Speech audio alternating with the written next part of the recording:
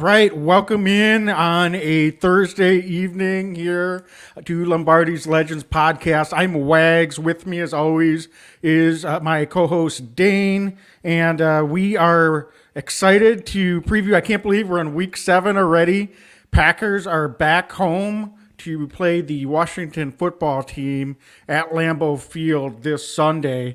Only the third home game so far this season. It seems like we've been on the road an awful lot so far this year. So, Dane, it's exciting to get back home, and hopefully you can't take any opponent for it lightly, but hopefully this is a game that we should feel pretty good about coming into it. So we're going to get into key matchups, offense, defense, both sides of the ball. Folks, if you're joining us live on Twitter, Facebook, YouTube, feel free to post in the comments any of your thoughts on this week's game, on the team in general, where we stand.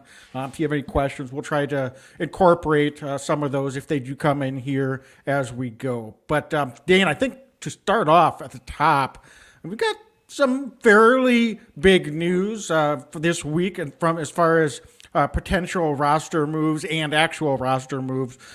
So I think obviously we've got David Bakhtiari is now practicing, so that's the big news, and I think we should dive into that. But also made a fairly nice free agent acquisition in Merciless Whitney, and someone that I think can come right in and help us, because we were saying just a few days ago that there's some concern level for that outside linebacker group. So what's your instant reaction to that news? Because I'm pretty excited that the Packers will be able to be proactive there. Yeah, Whitney Merciless is a guy who's maybe not at the peak of his career anymore, but somebody who's been disruptive a very long time in the NFL. Somebody that I know a number of years ago, the Packers actually, it sounds like, wanted to take 2 picks later. He was taking a couple picks before. The Packers drafted Nick Perry instead. The rest is history. At his height of his powers, it was he and it was J.J. Watt. They were like a wrecking crew there in Houston for a number of years. He's had a lot of success in this league. As I mentioned, maybe not that guy anymore, but still somebody who is very apt at getting after the quarterback. He's got 3 sacks this year. Something that the Texans were doing, though, that I think that people need to keep in mind. They're asking him to put his hand in the dirt. He wasn't your natural 3-4 pass rusher the way that he had been most of his career. They're asking him to line up more as a defensive end a lot of times. Anybody who's played football, even at a middle school, high school level, knows there's a big difference between playing with your hand in the ground or doing it, standing upright. And, certainly at the NFL level, certainly after the amount of years that he's done it, I think he is back to a kind of defense that he can really thrive in. He signified that in so many words today during the press conference. I think it sounds like he's really excited to be in Green Bay. Ton of other suitors, Wags. The Chiefs wanted him. Sounds like the Steelers wanted him. Sounds like a bunch of other teams were interested in him. But Green Bay went out. They got him. He had a conversation with Randall Cobb, some other guys on the team.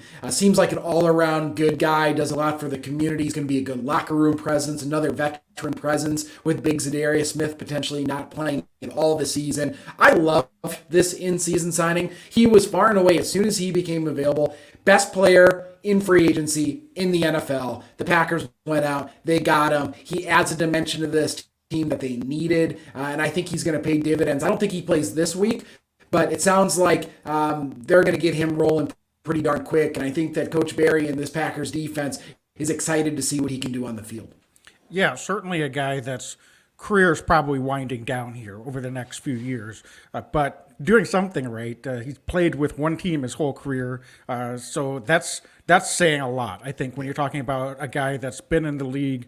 I believe this is his 9th season, former first-round pick out of Illinois. So he's certainly played the 3rd most games of any Texan in franchise history.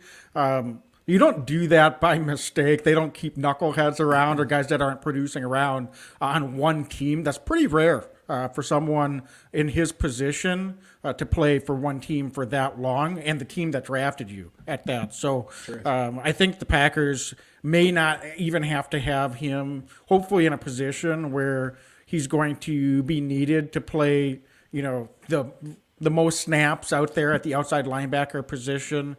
Hopefully, if we can stay relatively healthy. It sounds like we dodged a little bit of a bullet with Preston. He's probably not going to play this week either. We'll get into that more, but it does seem like it might only be a 1 or 2 week injury because there was an outside chance that he could still play this week, although it's not trending in that direction right now. So to bring someone like him in, I think and perhaps they can use him situationally, kind of like what they might end up doing with Jalen Smith at inside linebacker, could give this team a really good boost. And obviously having that depth can really help as well. So we'll see if we're able to get Zadarius Smith back before the end of the season or not. But even if whether we do or don't, this is a guy that can really help this team. I think right away he can step in, and he's familiar with the 3-4, and that's kind of his natural comfort level on the defensive side of the ball. Yeah. So Dane, wait, real quick. I mean, he adds this other dimension too with Rashawn Gary. Rashawn Gary's been getting after it. He doesn't have the sack numbers, but he had another 5 pressures this last week. Part of the reason is I'm not sure if he has the counterpart that you normally would have to be that disruptive guy on the other side. I would not be surprised if one of the places where we see the biggest dividends is in Rashawn Gary's actual sack numbers going up. Just something to keep an eye on. I really, really like the signing. This is one of my more excited signings I can remember in recent history for the Packers. I think he can really be that guy, 15, 20 snaps a game on defense to make a real impact for us. Yeah, and we already saw Kenny Clark line up at defensive end a few times last week. I think that was the plan coming into the season. It hasn't transpired as much, especially with Zadarius Smith really only playing a handful of snaps in week 1.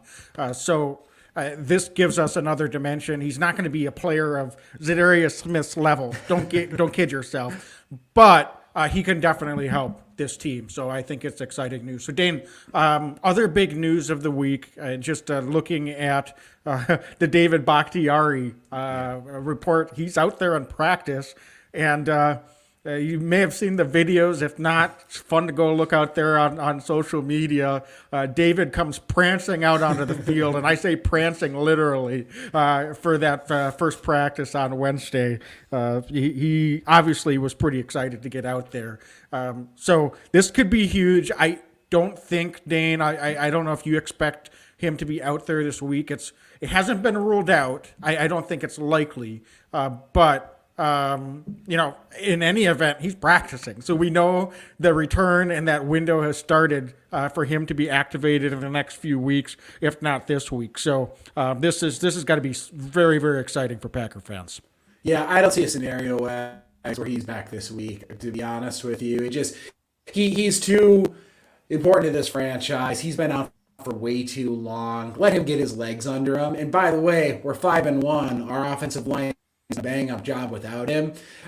Give him some time. Let him get his legs under him. But it is awesome to see David Bakhtiari back. The energy he brings to this team, the leadership he brings to the offensive line. Another guy that is just accountable. Somebody that Aaron Rodgers really trusts there at left tackle. Obviously, he's the best left tackle in football. So it's really encouraging to see Bach coming back. And I'm excited to see the Packers shake up this offensive line yet again to make room for David Bakhtiari, but it's a good problem to have. Yeah, and Josh Myers sticking with the offensive line. It was confirmed that they expect him to be out for a few weeks. So, which is, I think, considering the circumstances, pretty good news as well. We saw Lucas Patrick has stepped in a couple of times now this year and done a pretty fine job. And I thought he had a really nice week last week as well. So we'll be able to hold the fort, so to say, for at least the next couple of weeks. David, I don't know. What do you think? Do you think they'll go the full 3 weeks before activating him? I could see it going either way. I guess it depends, obviously, first of all, how he's feeling. That's the most important thing, and we don't know the answer to that. But maybe they do activate him for the Thursday night game in Arizona, knowing that you've got 10 days off after that game before you've got to go again. Or perhaps they stay to the conservative side and we don't see him for a couple of weeks yet, and they sit him these next two games. I would tend to think, given the Packers medical staff's history, that might be the way it goes. But I don't know if you have a feel for what you think they might do out there. I think that we're more likely to see him come in a little bit later than right away. That's just my gut feeling, as you mentioned. This training staff, they will take a conservative approach, especially with somebody like him. But they do it for every player, it seems like, and just make sure that he's comfortable and he's good to go. And it's going to be really interesting to watch. The Packers have potential for a number of guys to come off the IR shortly, which is really good news, right? We're talking MVS as well. We're talking Dominic Daphne. They're going to have to find roster spots for these guys. So I expect quite a bit of changeover in the coming weeks. Hopefully we stay healthy against Washington on Sunday.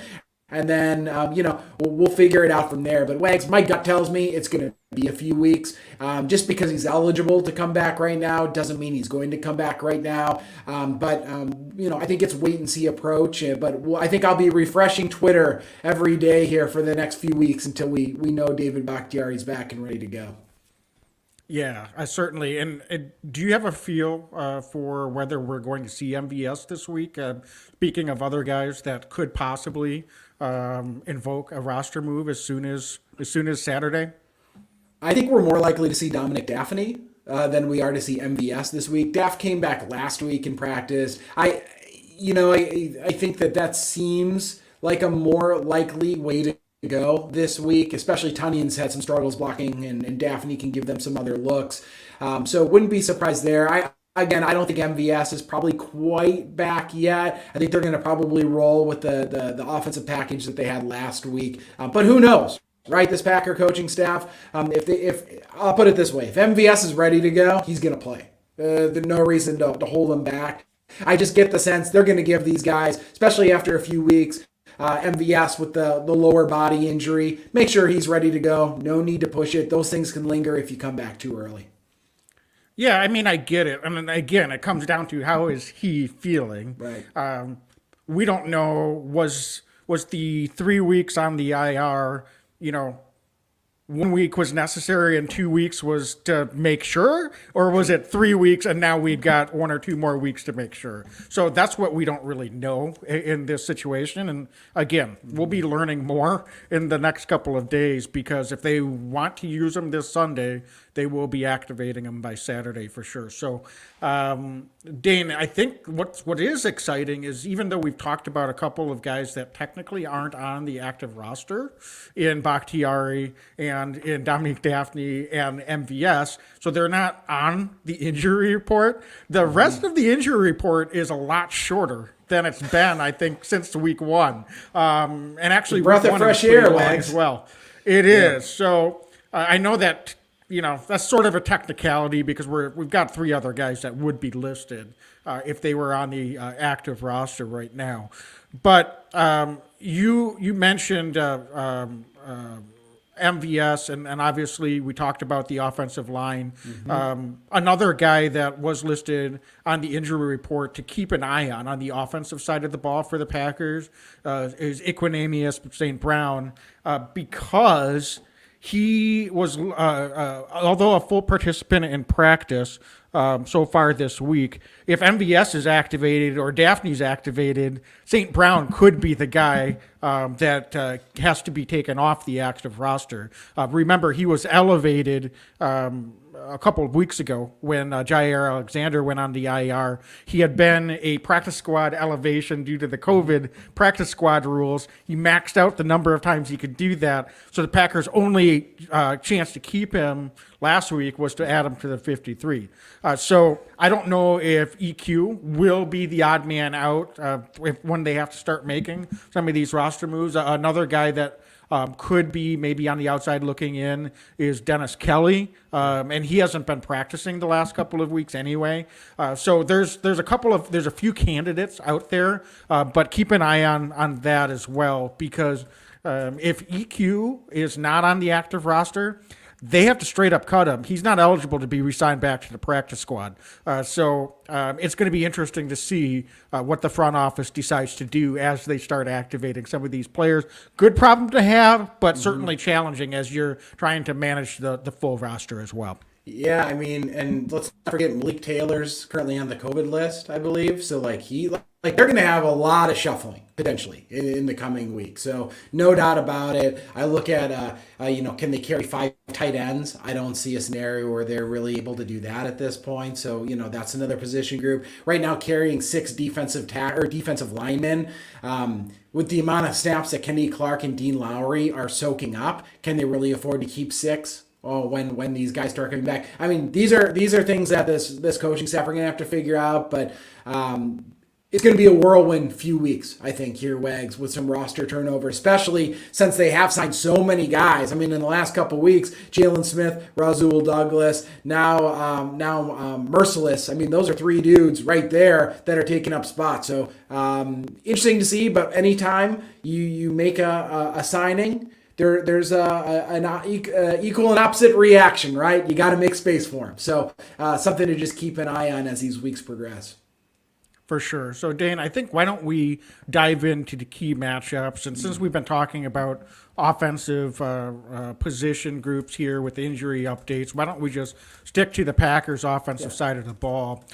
So this week we're going against the Washington football team. This is certainly a defense in Washington that was pretty highly rated last year.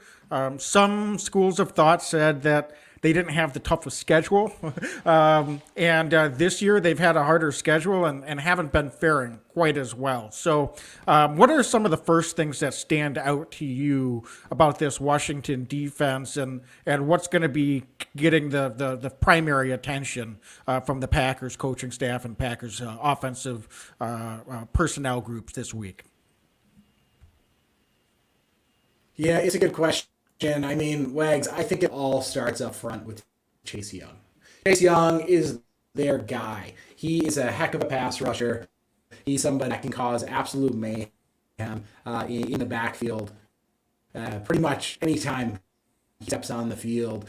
That being said, I'll tell you what, they had a lot of issues in Washington on the defensive side of the ball, and I think it's no surprise that the Packers are huge favorites. I think they're 9.5 favorites coming in if you're looking odds makers in Vegas. And a lot of that is because this Washington defense just had time getting off the field, and they give a ton of yards through the air. That's something that they've done all season long. If I'm not mistaken, they're dead last in the NFL in allowing passing yards per game.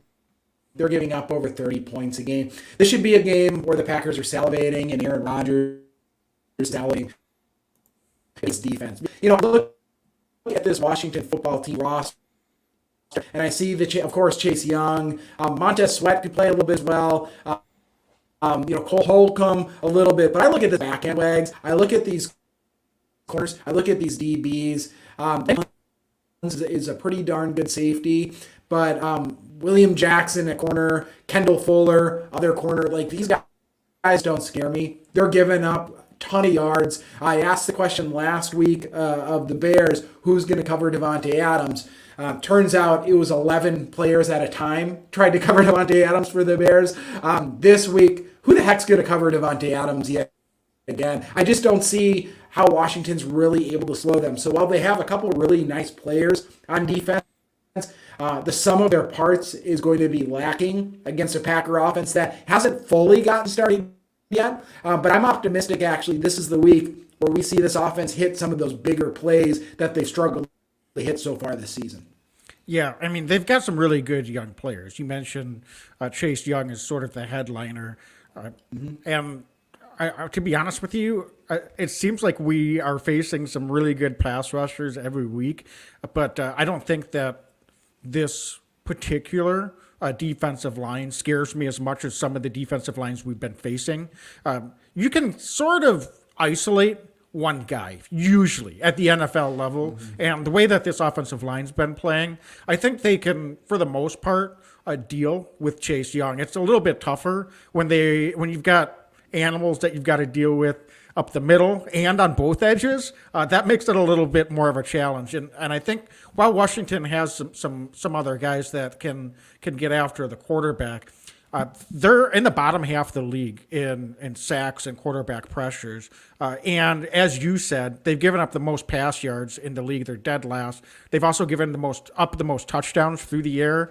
So you're not getting home on sacks, and you're also just getting gouged through the air, both in terms of yardage and in giving up touchdowns. That's not a good recipe for success on the defensive side of the ball, particularly when you're facing a Green Bay Packer offense led by Aaron Rodgers and just a pretty dynamic offense overall. So I think the matchups through the air definitely favor the Packers this week. And this is a Washington secondary group that is going to have their hands full. I think we're going to see perhaps another big week from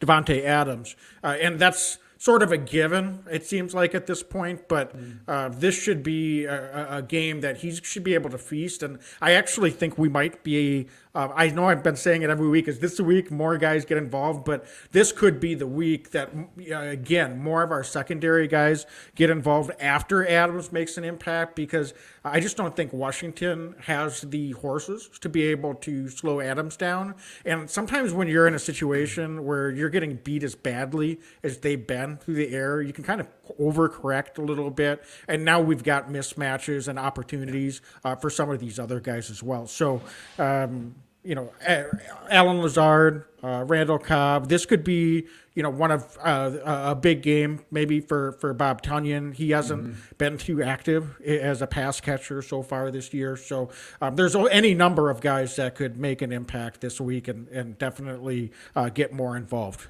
through the air as well. This is, and I would go a step further that I think this is the week that Bob Tunyon needs to get going. The Packers, it's fine and good. You're winning games, Devontae Adams, you can get him a huge share of the ball. But I think if you're going to be successful against the great defenses in this league, playoff caliber defenses, you do need to diversify as the season wears on. Now, we've seen a really strong performance in the run game, both from Aaron Jones and A.J. Dillon this year. But I'm talking, throwing the ball, getting chunk plays through the air. Who's that next guy after Devontae Adams? I trust a lot of guys, but I haven't seen anybody really differentiate themselves. Bob Tunyon is having, frankly, not as good of a year as he did last year. He's struggling in the run blocking game, which was never totally his strong point. But last week, he was getting blown off the line of scrimmage. Mercedes Lewis is actually out-snapping Robert Tunyon week to week now. It's not just here or there. I'm seeing the trend occur. I would really like to see Robert Tunyon put together a strong 70, 80-yard week where he can help move the chains, maybe get in the end zone, just to get him going, because I think it's going to be very, very critical for Robert Tunyon. And yes, Alan Lazard and Cobb, and obviously MVS is probably going to be out, but really I think it's critical that Robert Tunyon gives us something this week to give us that layer kind of in the center of the field. So that's who I'm going to be keeping my eye on this week.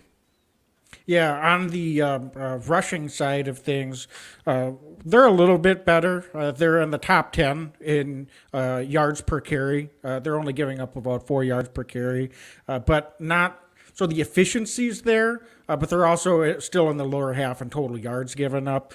So that could be a little bit of game flow or situations as well.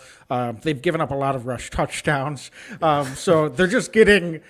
It's not as bad as through the air, but there's multiple ways to attack this Washington defense.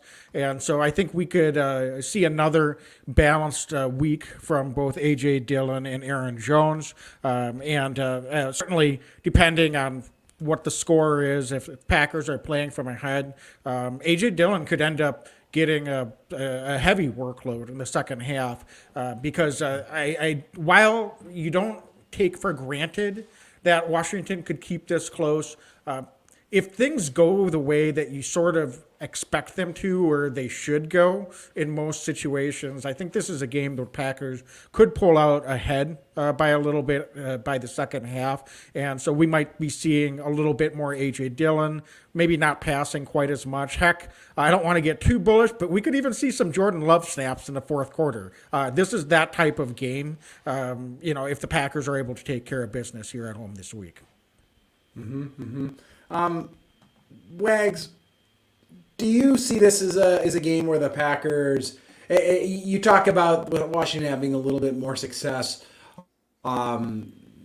stopping the run. Do you see this as a scenario where the Packers try to stick to the run and kind of stick to their guns and just beat them how they want to beat them? Or do you think that the Packers early on just air it out a little bit and then default to the run later on in the game? I mean, how do you see this game flow working? Obviously, we can't predict the future, but what do you think Matt LaFleur's scripted 15 are, as this game starts out on Sunday? Well, I'm not Coach LaFleur, so I can't answer for him. But if I was, all gas, no brakes, baby. This is not the week to slow things down. Let's go, pedal to the metal. We'll talk about the Washington offense in a little bit, but we don't need to get cute here. And I don't mean to sound like I'm discounting Washington as a team that is capable of giving us a game and even beating us. But this isn't a really good defense. It's not a really good offense. So it's not like you need to worry about keeping their offense off the field or wearing down a really good defense over 4 quarters. Let's go out, attack, be aggressive. We can do that both by running and passing the ball. So I don't think they're just going to abandon the run and try to pass every down for the first half. But let's go out there. Let's see if we can get some big plays this week. Maybe we can get some home run plays. That would be my goal going into the game. I think you want to do that any week. So, I think let's see if we can put 21, 28 points on them in the first half, get out ahead, and then you can kind of, take control and manage the game from there. Do you agree with me, Dane, or would you have a little bit of a different game plan this week? No, I think it makes plenty of sense, Wags, and I think they'll do what's effective, obviously, but I think that's the right way to do it. And I think they're going to be aggressive. If anything, I really am. I mentioned it, and maybe I'm just fixated on it, but I would like Rogers to get a little more in sync further down the field. He was asked about it earlier this week, just the percentage or lack of percentage, high percentage for completing those bigger balls, and he kind of brushed it off, and that's fair. He doesn't need to, drill down on it, but at some point I really want to see him hit, and this just feels like one of those weeks where this Packers team can be aggressive. They're at home. It's going to be a friendly crowd, obviously, quiet at the right times. Rodgers getting maybe some free shots on some jumpy Washington football team defenders, and I want to see this Packers team be aggressive for 4 quarters, and I want to see him put it away on the ground in the fourth quarter. Dane, can you make me feel better? Talk me out of how I'm feeling right now, because we've seen games like this come up and sneak up on this Packer team over the last few years, where you go into it feeling really good. On paper, it should be, a 2-touchdown win. We're favored by 9.5 points, like you said.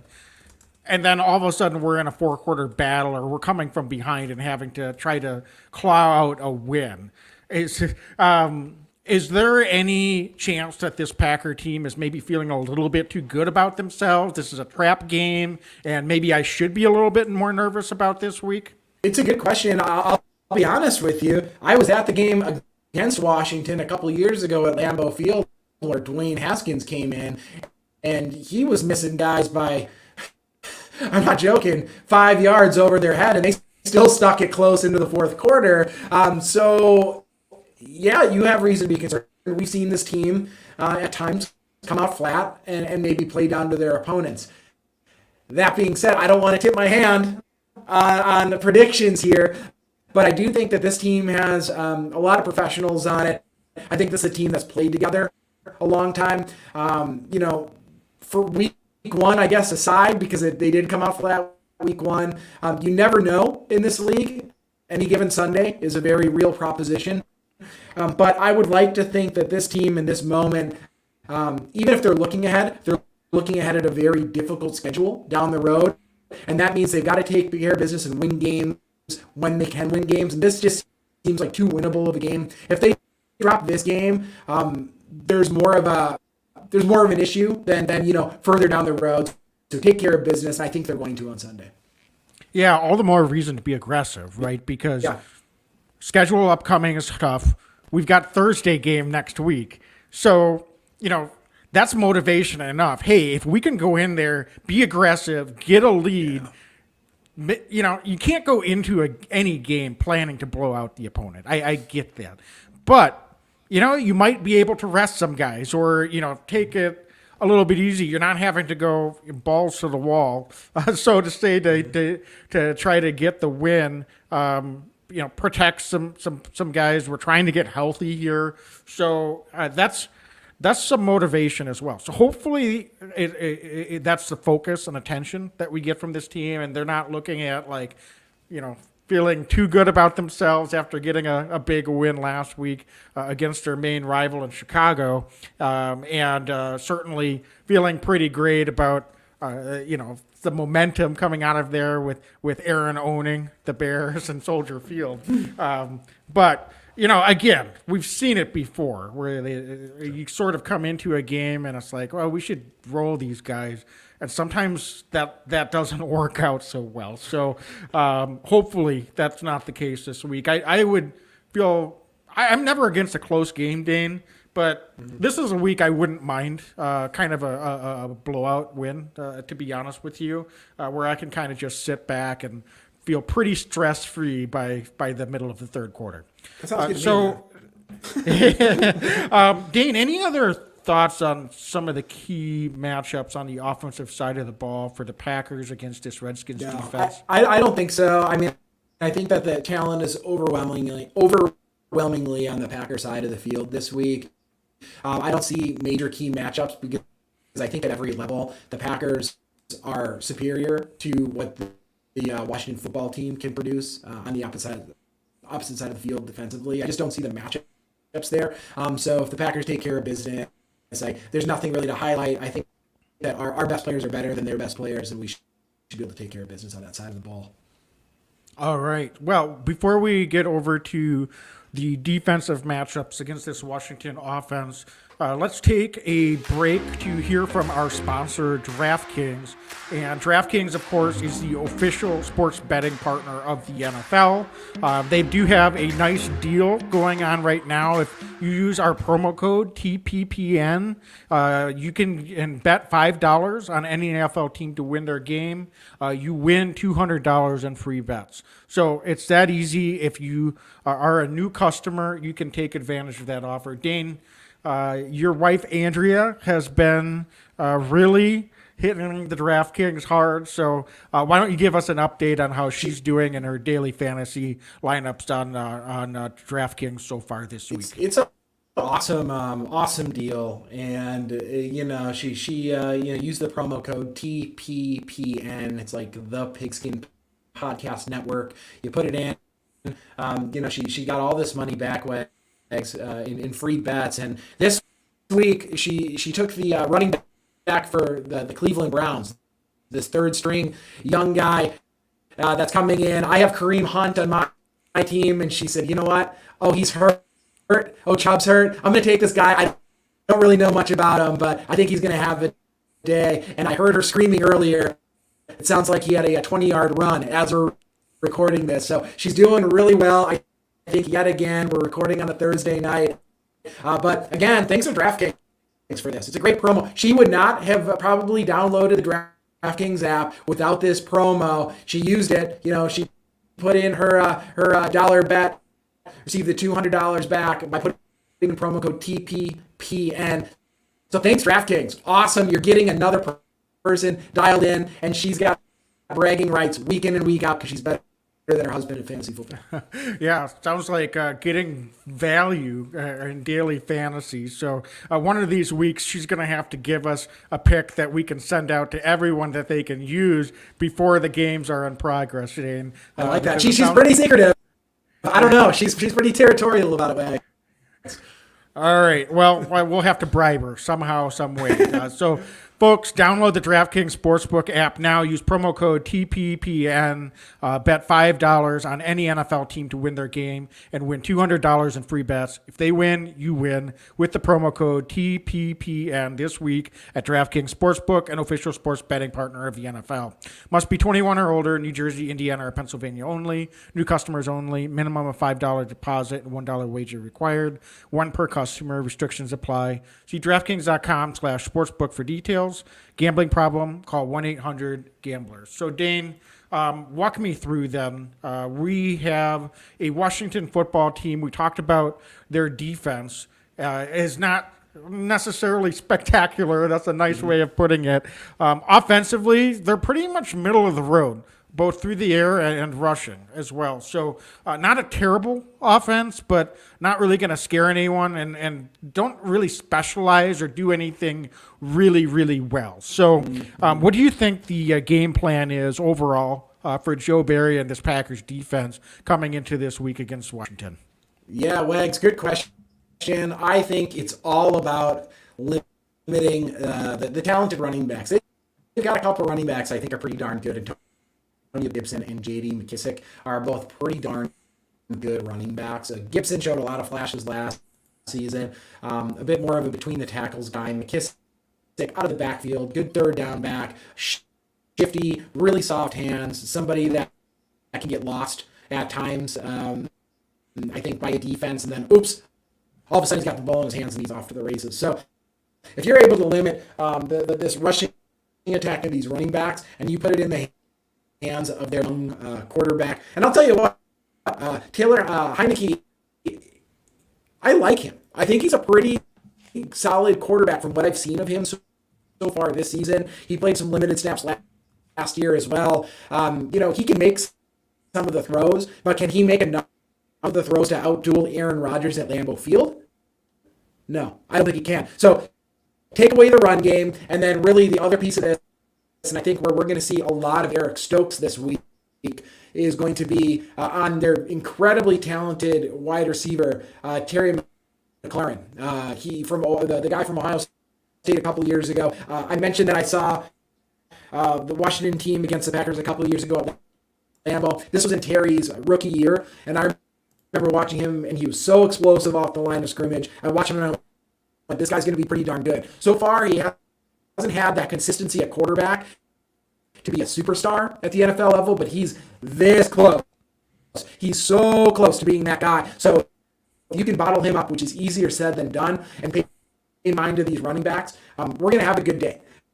All the secondary guys after that don't really concern me as much. But even if you're able to stop the running game and put it on the arm of the young quarterback, I like the Packers' chances. Now, every week you want to limit the running game and get them to be one-dimensional. I don't care who you play, but this week, as much as any week, young quarterback, the turnover differential Washington has is not great. They've turned the ball over, I believe, 9 times already this season. So if they're continuing to do that, and the Packers are able to get 1 or 2 turnovers, shorten the field, which Washington has shown to be, liable to do. That's more than 1 turnover a game by the offense. I like the Packers' chances, and this defense, if they can be, aggressive up front, getting in this quarterback's face, I really like it. And again, I like our matchups this week. I see familiar face on the offensive tackle position for them in Charles Leno Jr. He's a guy that the Packers have beaten time and again when he played in Chicago. Seeing him this week on paper, it excites me. He's expected to go. He sat out practice today, but it's just a veteran rest day. Rashawn Gary is going to feast on Leno on Sunday. I know I'm saying a lot, but it's because I'm hyped about this matchup this week. I think that this defense is going to get after it. They're getting after the young quarterback. They're going to smother him, and the Packers are going to continue on their winning ways through their defense. Yeah, I think you're a little bit higher on Taylor Heineke than I am.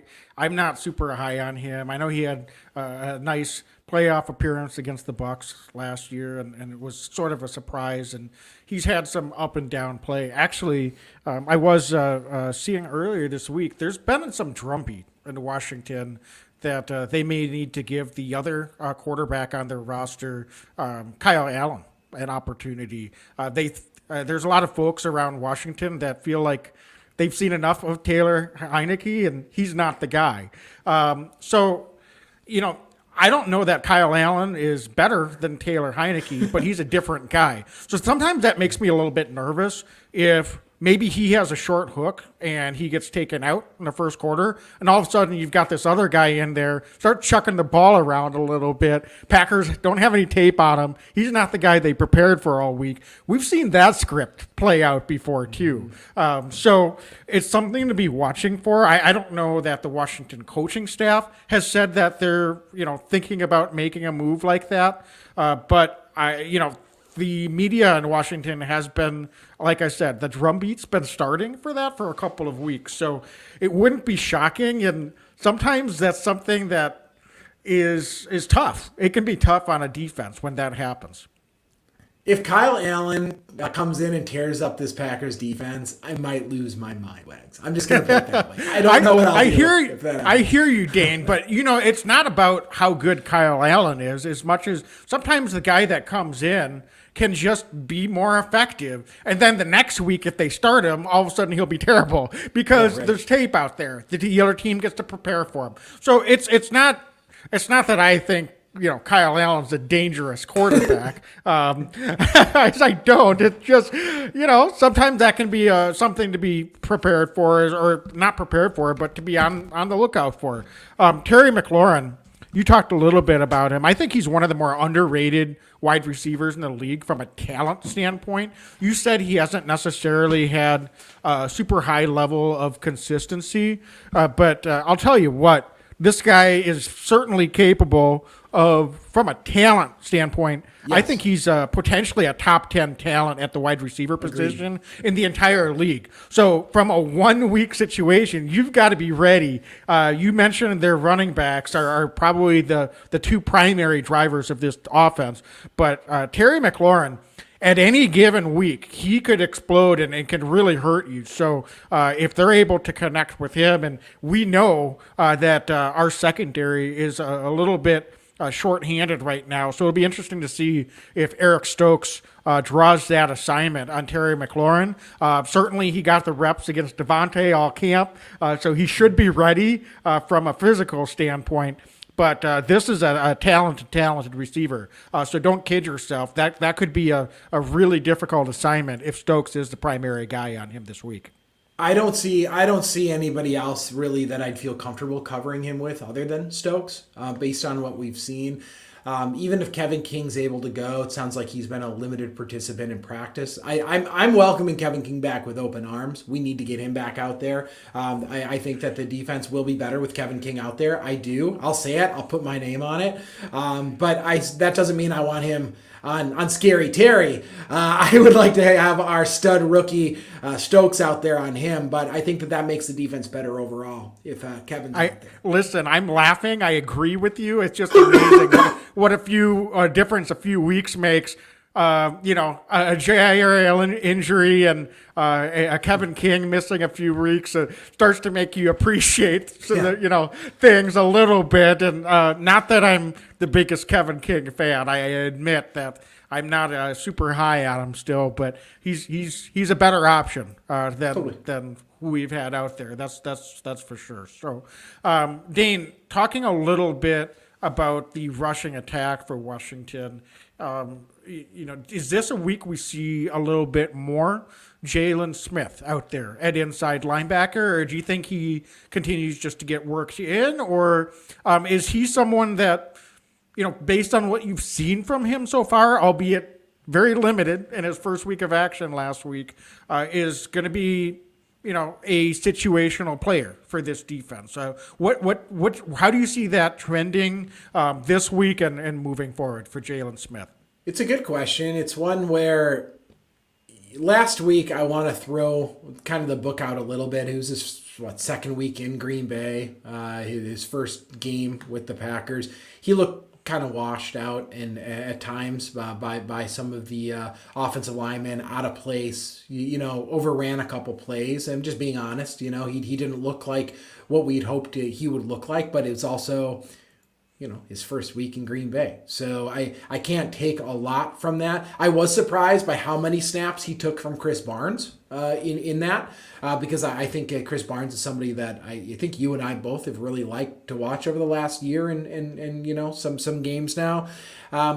I think they continue to work him in. I don't think that he's going to be the standalone guy sitting next to Devondre Campbell for the rest of the season. He's not necessarily going to be the guy every snap, but I wouldn't be surprised on some passing downs, especially when they're in nickel, to see Jalen Smith continue to be out there. But maybe they creep up his snaps a little bit. But what Jalen Smith did when they signed him is the Packers don't need to be married to him. If it doesn't work out, it doesn't work out. Right now, they're going to let him get his legs under him, see what kind of impact he can make. I expect the Packers to put him in different positions so they can see, where he fits in this defense, what he's going to do well for this defense. I think that what we're seeing right now is probably about a 3-week tryout period of where they think that he looks most comfortable within this defense. And then we're going to actually see how they use him. So wouldn't be surprised, Wags, to see his snap count uptick a little bit again this week, see him in some different looks just to see what he can do out there. But I don't think that the Packers necessarily are totally comfortable or know what they want to do with him yet. And that's kind of what we're watching on the field. It's a little bit of trial and error.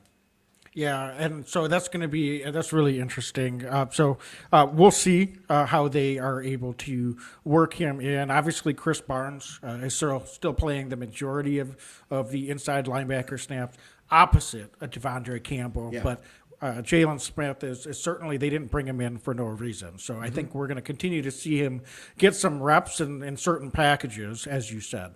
And Oren Burks as well, I would think, Wags. I want to drop that in because I thought that, they used him to rush the passer again this past week. And it doesn't look like with the signing of Jalen Smith that means Oren Burks is just going primarily back to special teams. It seems like they still want to give him a little bit of defensive looks here. So that's another thing to keep an eye on. There's only so many snaps to go around.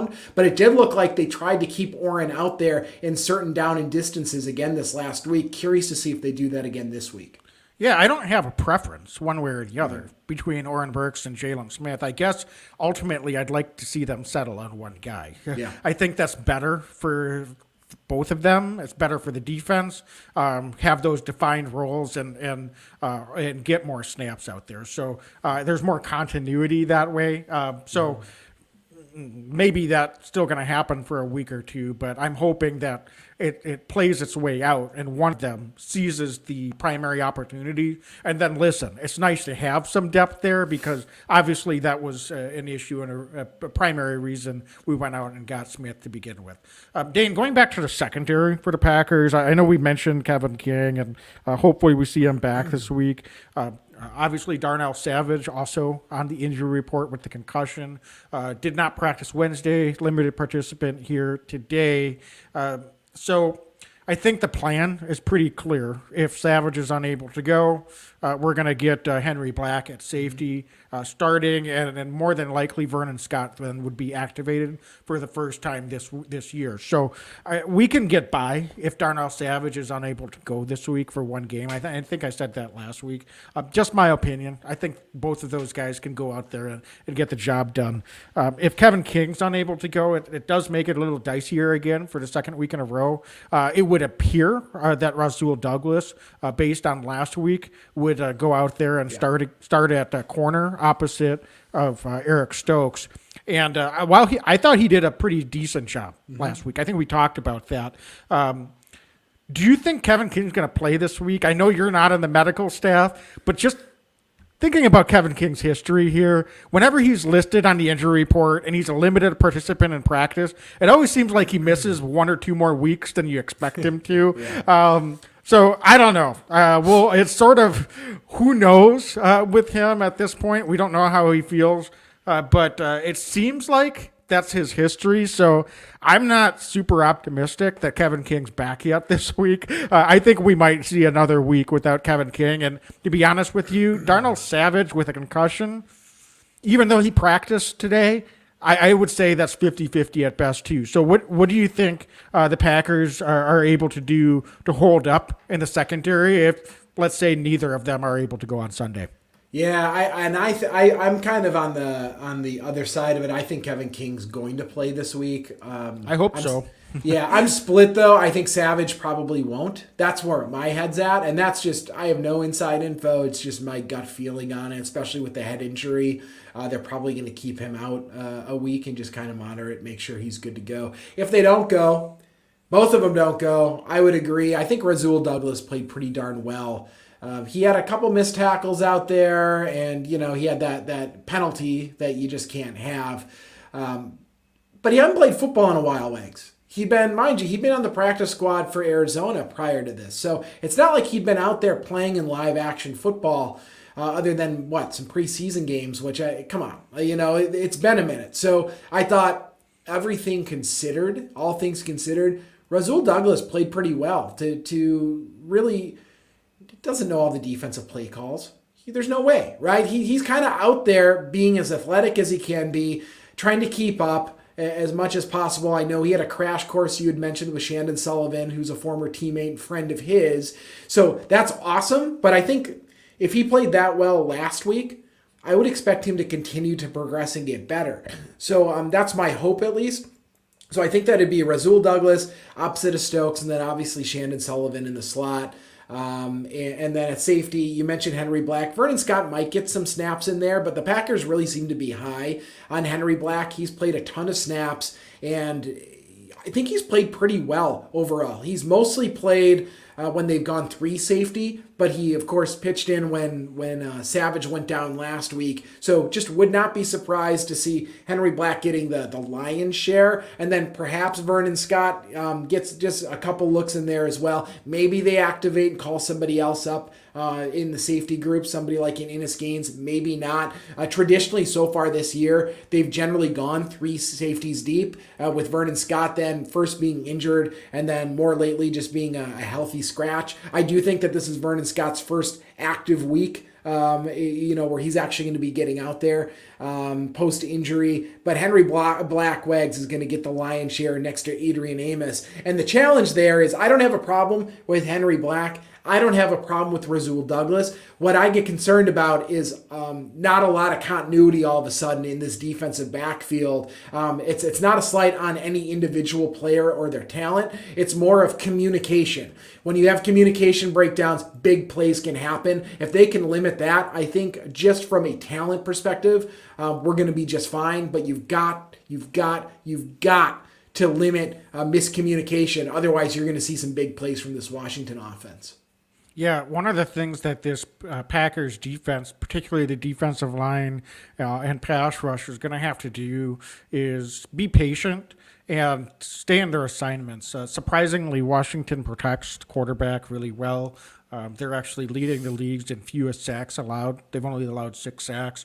And part of that is by design of their offense. You mentioned J.D. McKissick is a dynamic pass catcher out of the backfield. So they like to dump the ball and check off to him quite a bit. So you're going to get rid of the football in a lot of situations and just let him try to make yards. It's going to be really incumbent, I think, on our outside linebackers to, stay in, keep trying to apply that pass rush, but to read, get your hands up, try to knock and bat some balls down, and then, really funnel those guys out. That'll give our corners an opportunity and our inside linebackers an opportunity to get out in the flat and be able to hopefully slow down McKissick so he's not getting chunk yards in those situations. And it's just really going to be incumbent, I think, in how successful this defense is if he gets 7 receptions for 45 yards, that's maybe, I don't know if that's good or bad. I'm just throwing that number out there.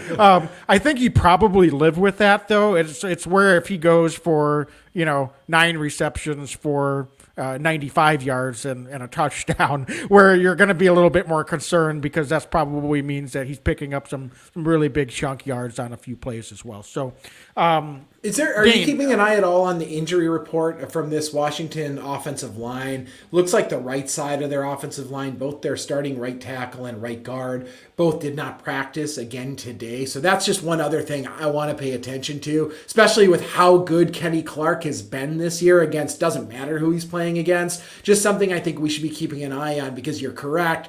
Washington offensive line has been very good so far this year. However, if they start going down a couple guys, not every offensive line backup-wise can perform the way the Packers' backup offensive line has. And I think that that's something where Kenny Clark could have a field day potentially against Washington's offensive line if those guys can't go.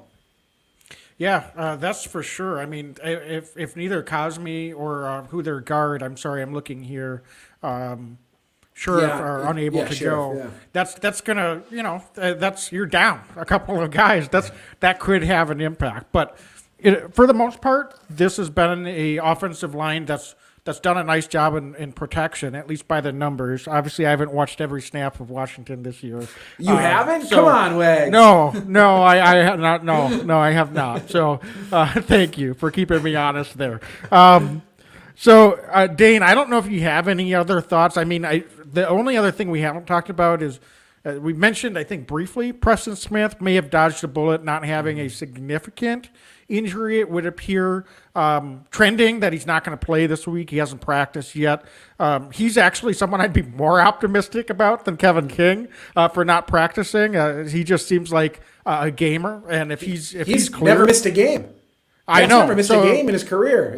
And this is against his former team. He probably wants to get out there and play. So that said, it doesn't look like you're going to be ready, but I think certainly we're going to be having to plan to be without him. How can we hold things together? This is at the outside linebacker position. Do we mix things up a little bit, do you think, this week, or just try to do what we can with the guys we have to try to get some pressure and just maybe play a little bit more coverage, knowing that we may not be able to get home as often? Yeah, I think we started to see the playbook last week against Chicago out of necessity since Preston Smith went down so early in the game. I think the Packers will continue to probably keep Rashawn Gary off the field more on first down, let him get after it on second and third down. And then after that, we're going to see a heavy dose of some of the other guys, whether it's Ladarius Hamilton, or others, right? There's just the Packers are going to have to throw it out there. I don't see Merciless playing this week. I just don't see a scenario where he's able to get there. So it's going to be up to Jonathan Garvin, who I think has played really strong football this year. Going in through the preseason, I didn't think anybody had really differentiated themselves at the outside linebacker position. Garvin has turned on another gear, especially the last 2-3 weeks. So I'd like to see him continue that. If he can continue to play at the level he's currently playing on the opposite side of Rashawn Gary, I'm going to feel pretty good about that. But Wags, you're right. I mean, we're down a couple, 2-3 of our best pass rushers right now. So it's incredibly important that we get a lot out of Rashawn Gary wherever we can. And even if Preston Smith can go in a limited fashion, I think that would just take some of the mileage off some of these other guys. So it remains to be seen if Preston's able to go. But if not, maybe Oren Burks gets a couple looks. I know Kingsley Keke, believe it or not, has gotten some rush looks in practice as an outside linebacker. Maybe Jalen Smith. I'm scratching at the bottom of the barrel a little bit, but only because we're losing depth here. So it remains to be seen what the Packers do. Maybe Tipa Nalei gets called up from the practice squad. The Packers have some options, but none of them are going to replace Preston Smith if he's unable to go. Certainly not. So, and it's kind of hard to say, well, we'll play more coverage when we're already shorthanded in the secondary as well. But, we've got to make an adjustment somewhere, right? More than likely, or maybe not. Like we said at the top, this Washington offense in general isn't going to scare anyone. So maybe just stick to what you're doing and next guy in. So, Dane, any other thoughts before we finish up talking about the Washington offense against this Packer defense? I don't have anything else that I can think of on the Packers defensive side. Special teams, however, is something. Do you have anything else? Otherwise, I do want to touch on special teams briefly. Their return man, Carter, seems to be leading the league in kick return yardage. He's taken one of the house already this year. Packers coverage last week looked suspect once again. Something to keep an eye on there. Obviously, they were asked, Coach Drayton, special teams coach, today was asked, what he would like to see out of the Packers kickoff unit. He said he'd like to see a touchback every time. Clearly that hasn't been able to happen this year. So keep an eye on it, because the ways that a team like Washington can stick in games is by manufacturing points in strange ways, through a fluky turnover or through special teams. Keep an eye on the kick return. Does Mason Crosby try to kick away? Do the Packers get creative? That's probably the biggest weak link right now is some of this kick coverage still. It just causes concern. There seems to be bigger lanes, one tackle away from taking it to the house type deal. So keep an eye on that yet again this week. The Packers have to be better in this phase of the game if they want to go deep. And this Washington team, they can gut you here. Yeah, the last thing you want to have happen is all of a sudden you're up, 14 at the half. They get a kick return to open the second half, and it's a ball game, right? Yeah, so exactly. Those are the things that you can't allow to happen for sure. So Dane, I think it is time. Great insight there. I think it is time though to move over to our X factors and score predictions. So. I'll let you open this up. Do you want to start with defense or offense this week? Let's start with defense. Do you have anybody in mind, or would you like me to go first? I'll let you take the lead. Go right ahead. I'm going with Shannon Sullivan yet again this week. Last week he did not. I picked him. I believe it was last week. I'm going to pick him again this week, and the reason for it is this: he did not allow a completion last week out of the slot receiver for the Chicago Bears. He's going to build on that again this week. If he's able to do that, it takes pressure off of his teammates around him. He's playing at a very high level right now. Talk about kick return unit. They've put him out on kick return, I've seen, yet again, because I think that they think he can do the job out there. So he's a guy who's playing a lot of different phases of the game, but I like him again this week. A young quarterback that, may make an errant throw here or there. I'm waiting. I think Shannon Sullivan's got a pick in him. Pretty soon here. He's got a turnover. I think this might be the week against Washington. I like his game. I think he's improving each season. This year he's off to a strong start. You don't always hear his name at cornerback. That's a really good thing. And I think that we haven't heard his name much in recent weeks because they're just not throwing his way. And when they try to, there's incomplete passes. He's been physical this year. He's been physical against the run. He's shoring up his tackling better than he has in recent years. So Shannon Sullivan, my X factor on defense this week. If he has another good game, I really like the way this defense is going to play. Yeah, and I'm going to stay in the secondary as well, and I'm going to go with the rookie, Eric Stokes. And I think he's a guy that came in, and we've been high on his play. Obviously, he's made some mistakes, gotten beat a few times, also made some big plays, had some impact the first few weeks. Quietly, I think, the last couple of weeks, he's been getting better and better, similar to Chandon. He really wasn't targeted much last week, so I think there's a reason for that. They're saying that's not the weak link in the Packers secondary right now. He could, as we talked about, draw primary responsibility against McLaurin this week. So might have his hands full. So I think that's going to be a really challenging assignment if that is the case for him. And McLaurin's good enough. Listen, he's going to make some plays.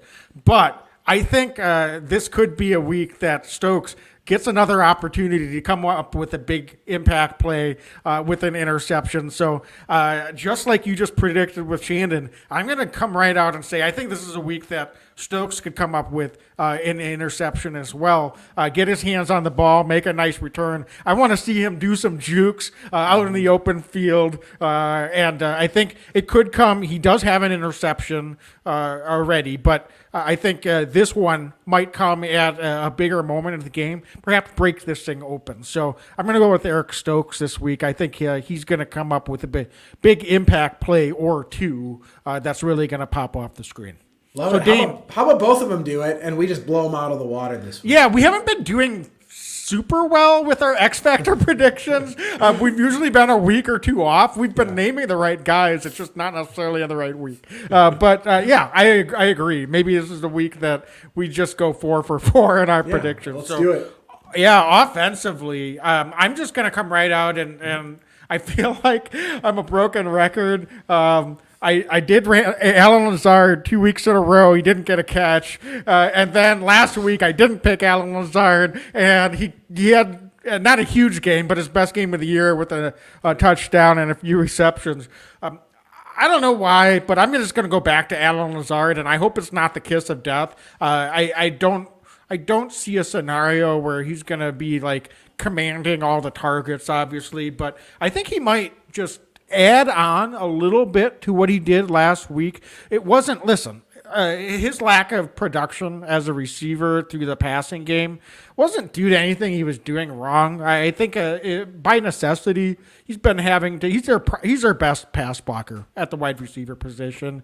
So I'm not sorry, not pass blocker, run blocker. So this week I just have a gut feeling, Dane, that he might get even more involved, and I don't know if that means that he gets 100 yards or that he gets a couple touchdowns, but I do think he's going to have a really productive day, multiple completions to move the chains, might get into the end zone, and I think he goes over. I'm going to go ahead and say it. I think he gets over 60 yards for the first time this year. Might get 4 to 5 plus receptions as well. So I think we're going to see a little bit of a bigger day from Allen Lazard this week, and that's going to be my pick. I'm going to be right sooner or later on this one, Dan. I love it. I'm going to go wide receiver as well, and I'm going to go outside the box and say Amari Rogers. The reason for that, they mixed him in last week. He had a nice little play, about 12 yards there. And I think Aaron Rodgers, that was a nice little confidence boost for everybody involved. Aaron Rodgers, Amari Rogers. Amari's looked a little more comfortable in the punt return game as well. I just like what he's growing, right? We watch young guys. They're not asking him to do a lot. And earlier in the year, when they asked him to do things, I'm not sure if he was quite there yet. As he's been there, we're seeing him start to get worked in a little bit more. He seems to be a little bit more comfortable. It'd be easier probably for me to go Randall Cobb, but I'm going to go Moonshot. I'm going to go Amari Rogers. I think he's going to have 2-3 catches, mix it in, and just help this offense a little bit more. I like to see him in motion last week. I saw them moving him in motion a fair amount. One of these weeks, we've said it before, one of these weeks they're going to use that. And I think that maybe this is the week where maybe he gets an end around. I don't know. I think there's just a feeling I have, a gut feeling that they're going to put the ball in his hands at least a couple times this week. So he'll be my X factor this week, Wags. I like that pick, and it makes sense. You're absolutely right. Not asking him to do too much, but they giving him a couple opportunities here and there to get on the field a little bit more. He had the nice catch last week, and he's doing the job. So then, as a young player, give him a little bit more. So I certainly agree. I think if there's an opportunity to do that, this could be a good week, especially going in to the meat of the schedule here. Yep. So, Dane, prediction time. I'm going to lead it off because I don't know. I was saying earlier, I don't know if you. I'm so bullish for this week, and I was trying to make you talk me out of it because it's like, is this a trap game or what? But honestly, I just don't see the Washington defense slowing this Packers offense down. I think we're going to be firing on all cylinders. We haven't had a game yet where we've just put a team away. Now, granted, the closing score against Detroit seems like it, but game flow wise, I just didn't really feel like that was what happened. We pulled away in the second half, but it was kind of just not the cleanest game. I think from the start this week, we get out and are firing on all cylinders. I think we have a couple of home run plays on the offensive side of the ball, pull ahead, force Washington out of what they want to do, and I think we could force a couple of turnovers on the defensive side of the ball. Might even get a pick six this week, hopefully from one of our X factors. Would love to see that. And I'm just going to come right out and say it. I think it's 41-17 Packers this week. I think this is the biggest winning margin this season. Washington might score a touchdown late. I really think I'm going crazy, Dane. I think this is a game that Jordan Love gets some reps in the fourth quarter, and we've got this thing well in hand. Rest some guys as we head into our Thursday night game next week. I had 41-17 too. No way! I swear. Swear, 41-17, same exact score. I think Packers just take care of business. I don't know how they do it other than the offense just steamrolls through them and, they make Washington one-dimensional and this game's over. But, Wags, exactly the same prediction. 41-17, you can't make this up. That's crazy. That's never happened with us before. We've been doing this for a few seasons now. We definitely don't share our predictions beforehand. No. You didn't go back and look. We do pick the Packers pretty much every time, but so we're not right every week. But normally, we've been close at times, but that's crazy, Dan. And I appreciate you not changing the score and just sticking to what you had. Because it's 41-17. That's what's going to happen. So, let's see how good we are. We'll definitely be held accountable one way or the other after this one. All right. Well, folks, I think we're going to wrap up here. We're going on an hour 10. So thank you so much for listening. I could have done this all night, Wags. I know, right? Listen, we super appreciate it. You know where to find us. You've been following along enough now. We'll be back live here on Facebook, Twitter, and YouTube to do our recap on Sunday evening. You can also catch us for our instant reaction on our Instagram account right after the game every week. So, folks, thanks so much. As always, be legendary and go Pack, Go Pack, go.